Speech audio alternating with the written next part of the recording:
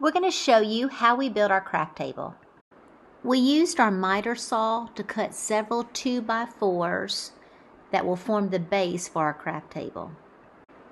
This is what your base will look like once it's put together. These are the dimensions of each 2x4. For your convenience, we made a list of the 2x4s that you will need to cut.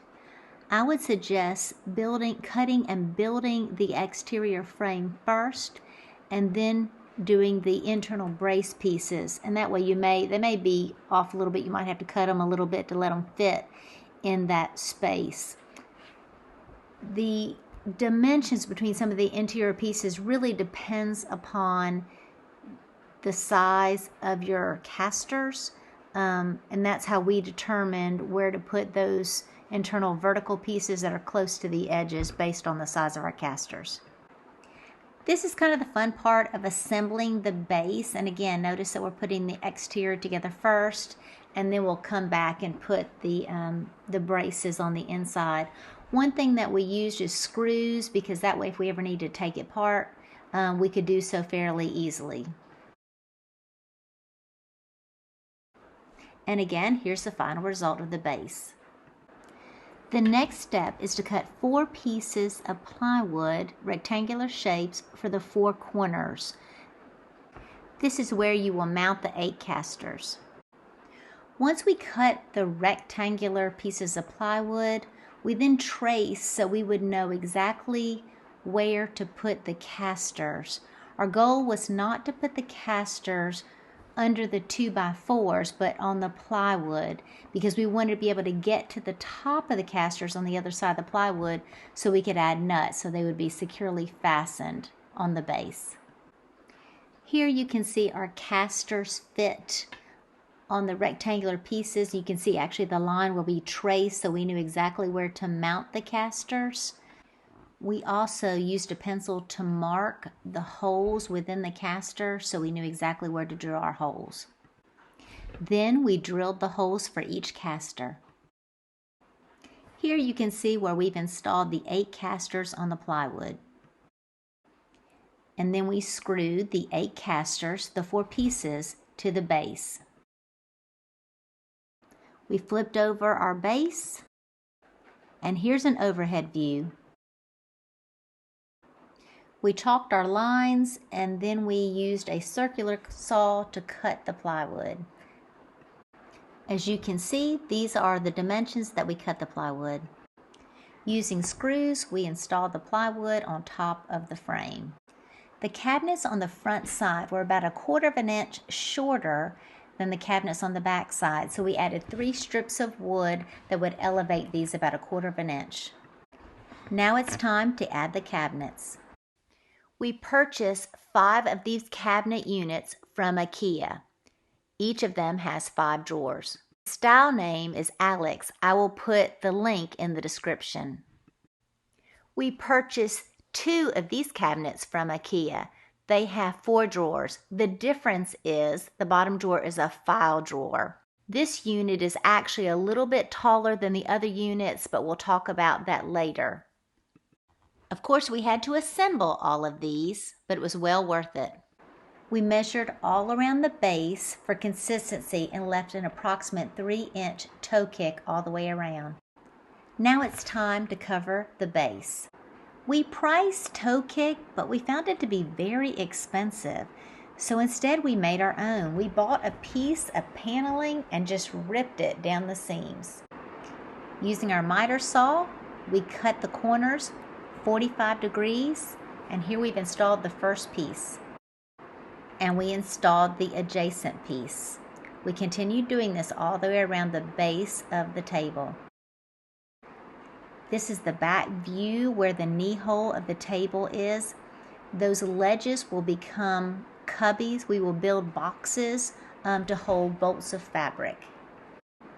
Once we build the boxes for the bolts of fabric, we will come back and add some trim right here in the back around the knee hole.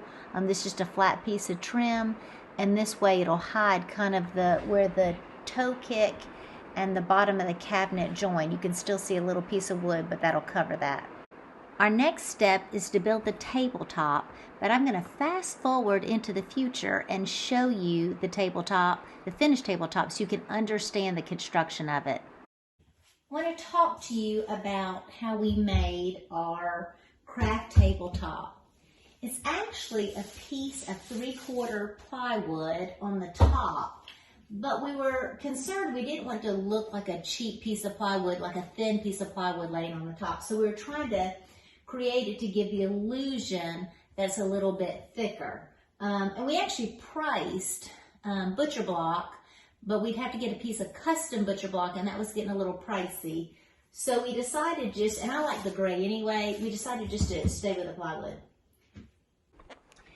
So we cut our strips of wood to be 1.5 inches in height and 3/4 inch wide. This is one of the strips or trim before we painted it. And so to do that though, when we added the strips of wood, it would make it so that the first drawer you would not be able to open it on all the top drawers because the strip would hang down over this drawer. For that reason, we had to elevate the top by adding strips of wood underneath. So it's actually elevated by 3 pieces of wood that we actually nailed on. So when we put the top on, it would elevate the plywood. This would hang down to give the illusion of a thicker top, but at the same time, you would be able to open and close the drawers. And here are the 3 strips of wood that we added to the underside of the tabletop. We cut all the strips, each corner at a 45-degree angle. We used wood glue on each strip. We nailed them in place using finishing nails. Here you can see the corner where we cut the 45 degrees. We did that all the way around the table on all 4 corners. Here you can see where we added the 3 strips of wood on the underside of the table. So when we install the table, it will elevate the plywood so the upper drawers will be able to open. We use wood filler to fill all the cracks, nail holes, and then we sanded. We even sanded the corners, each edge, so they wouldn't be sharp. We primed it and carefully put it in place. Through the top of each cabinet, we screwed the top on. Make sure your screws are long enough to go through the top of the cabinet and catch the tabletop, but at the same time not too long to go through the tabletop. We used plywood to build the fabric cubbies. We added a top and a bottom piece.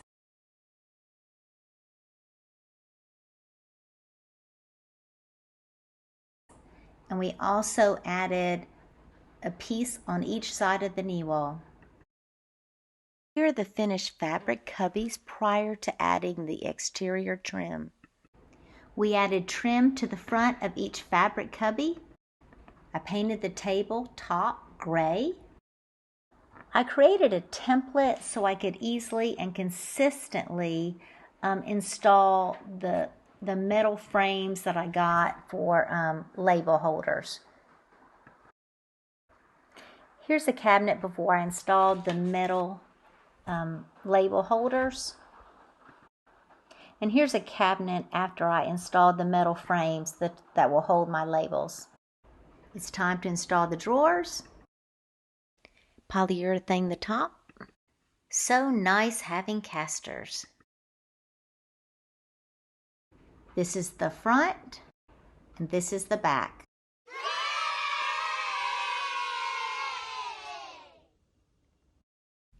Click the link in the description to see the corresponding blog posts.